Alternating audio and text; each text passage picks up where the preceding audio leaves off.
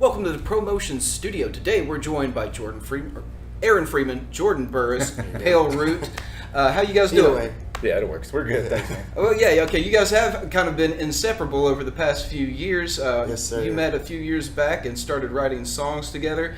Tell me how you met and why you started writing songs and why you like spending so much time with each other. Well, we met, and he was actually playing a show at Barley's with his a bluegrass band, and I just knew of him through mutual friends, and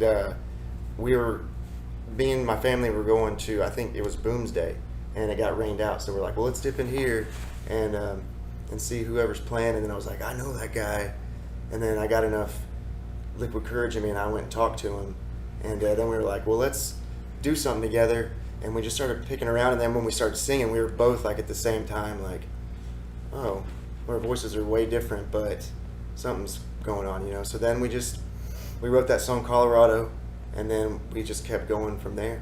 So well, you're one of those bands when you hear them, or at least personally, you hear some bands that you can tell they spend a lot of time trying to work on the sound and make it feel the way it does. You guys feel incredibly organic. Like this is just kind of how you guys came together. You weren't trying to force too much. Yes, yeah, we want to keep it like that. I think he feels the same way. Just like when we did this, as fast as we go through it, we're like this. We can knock it out, and I think that that's sort of like our thing almost. A lot of it was just working through a process too, and really the hardest thing is just being comfortable enough with another person particularly to write, because it's a fairly, you have to open yourself up to somebody else and be like, well, what do you think about this one time when I got my heart broken, you want to write a song about it? He's like, yeah, that's sure. What happened? Sure, yeah, it's like, oh yeah, this was terrible. But yeah, we worked for a long time laying a foundation of like how we work, how we sound together, what we can do with playing off each other. And from then on, we just now it's much faster and much more, as you said, organic. It just streamlined. It kind of just is what it is. Yeah. Awesome. Well, it is particularly a difficult thing in the songwriting process when you're getting to know somebody. That open vulnerability, you don't really know how you're going to make a song out of feelings sometime with somebody who's never experienced the same feelings you do. Yeah. But when you find somebody who matches that empathy, and you can really kind of pull, they're like, okay, well, why did you feel like that? It's almost like therapy. Oh yeah. I mean, it really is. We both went through a couple hard times at around the same time, and we kind of put that into what we were doing, and that was during our first album. And then we kind of just kept going through that. I mean, the pain subsides, but you can still reach back and use it for other purposes, whether it's sad stuff or happy stuff or just whatever. Repurpose the pain. Yeah, absolutely. Upcycle. Upcycle it. Yeah, so, and you guys have two albums out, 2015 Pale Root, self-titled album, and 2019 Riding High. Yes. And was there a reason why there was a 4-year gap between them or something? Or it was just because you like to take your time with the songs?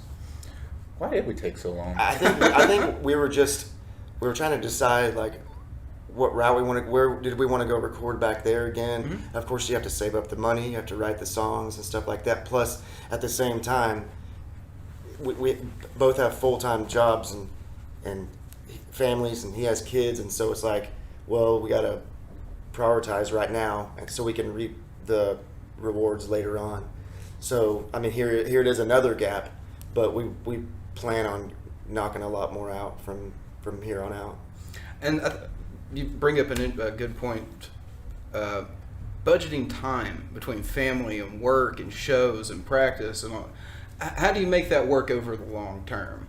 I mean, it must be easier as a duo, to find time than like having to arrange for 5 guys in a band. Oh my gosh, that's why we do it like this. Yeah, I don't think we could do that just as scatterbrained as both of us usually are. And we love playing with a full band. I mean, but right at this moment in time and in the past, we've had to just hire out. You know what I mean? And we have great friends and are lucky enough to have great musicians that play with us. But they're not involved in like the arrangement or songwriting. We just go here. This is in the key of whatever.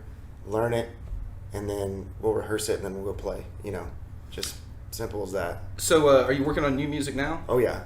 And is that all like full band kind of orchestration? Do you write thinking about a full band, or you just kind of write thinking about the duo? I usually just write, at least I do, just thinking about serving the song at the moment, and that's usually just the duo. And then from there, we have Build around. we'll build around it and just kind of, I guess try to. He's better at envisioning more of a full sound than I am. I like just the duo sound personally. Some songs don't lend themselves, like you just can't hear. Yeah, you could add more to it, but it's pristine, Right. kind of. It's It's almost like putting on extra layers of clothes. Yeah. And I don't like crazy stuff. Like I like real subtle stuff where you like if you cut it out, then you would notice that you cut it out. But if it's there, you're just kind of like, oh, it just kind of fills it out. You know what I mean? Like a little slide in the back or something like that. Just subtlety, just real subtle stuff. And I think that's what we. I mean, the next, I don't know. I think you agree, but on the next couple or next one, at least there'll probably be minimal drums.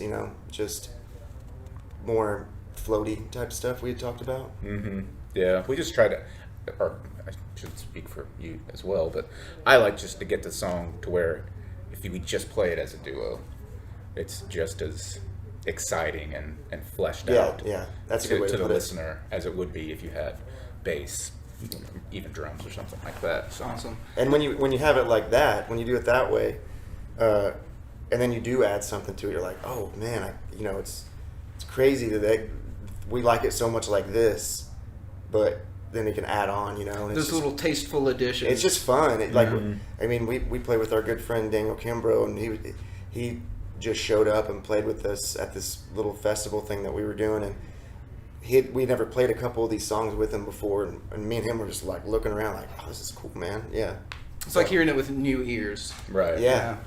Awesome. I gotta say, just the respect that you seem to have for each other obviously goes a long way with a duo. I've seen plenty of people who come in where it's like you can tell one is more the ringleader. Mm-hmm. This is very obviously a quite equal project. Oh, 1,000%. Yeah. Yeah. I'm not very, as you can tell, I'm not very eloquent speaking or on the mic, which I've tried to work on. But so I'm just like, you do it. I don't want to do it. Well, okay, that's another interesting question about like stage banter. It's one thing to be like a songwriter and a musician. Where do you find yourself in like the entertainer category? Do you feel like you've got a lot more work to do there than you do as a songwriter, or? I think that there's been times that, and bigger shows where him and I will talk back and forth with one another, and joke. Like it's kind of a running joke, especially amongst our friends. And you can see some of our other clips of stuff that like we play up. I'm sort of aloof. He can be rigid sometimes, so we kind of like play that up. So he'll be like, and I'm just like, cracking beers and stuff, So we play that up. But if it's just a small thing and no one's really like, we'll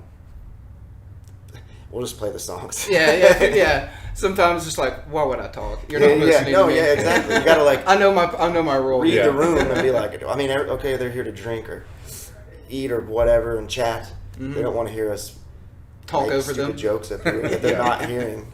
So we just kind of like swallow that and say, let's just barrel through this and get out of here. Well, that's awesome. So when can people expect to hear a new album? Are you guys currently working on it, or are you still kind of piling the songs together? We're still compiling the songs. I think we have the bones of it worked out. We just need to kind of flesh out the rest of the arrangements and stuff, and then hopefully 2023. I think so. We'll have something. I think new out. we've talked about we've spent too much time sometimes on other albums. Just in the recording process, I think we can knock this out and just keep on letting them come, especially getting this thing, on with ProMotion and stuff. I mean, it's gonna speed it up after doing stuff like this and blah blah blah. You know what I mean? Oh yeah, well we're excited to work with you. We were all in there just like, man, these guys are good. Well, we're trying. It's And we impressive appreciate it. stuff. I mean, it's something. You guys are quintessentially East Tennessee with the sound. Yeah. It's very roots, traditional influence, but modern enough that you could play, obviously, just about any festival I can think of. You would fit right at home on a bill. Well, I think you hit the nail on the head with that. because he has the bluegrass background and I don't. So I just kind of, I mean, the stuff that I used to listen to a long time ago, there back in college and stuff was like, Incubus and stuff like that. So I kind of have that still like ingrained in me, I guess. So I bring a little bit of that, so it kind of pulls the sound. You meet that with bluegrass stuff and his folk ability. It kind of, I feel like it makes our own little sound. Well, the biggest compliment I can give you is I can hear lots of inspiration. I don't hear any imitation. Yeah, thank you. Yeah, thank you. So That's the main. That's probably the best compliment we could ever have, I think. Well, get out there, see them live, because they play quite frequently in the area, all over East Tennessee and the southeast region. And 2 albums out. Where can people get the albums easily and support you? Spotify, streaming services. Is it on Bandcamp or anything? CD Baby, I believe. Yeah, it is. CD Baby, it's on there. So, but all the streaming services, and come to a show. Come see us. We'll come support them. 2 albums out. That's the self-titled Pale Root and Riding High. Put some Pale Root in your lives. Please and do. Come out, support them live. Any merch or anything like that coming? Going to have some Pale Root hats, t-shirts. We have We've had some t-shirts. Yeah. We're working on some new designs. I love the design. Who did the design? This old former bandmate of ours. He was a graphic designer. Oh, he did some great calligraphy or Oh something. yeah, Yeah, he's really good. talented. Yeah. All right. Well, check them out. Follow them online, Pale Root, and check them out live. Don't forget to like, subscribe, comment down below. That way you don't miss another ProMotion live session.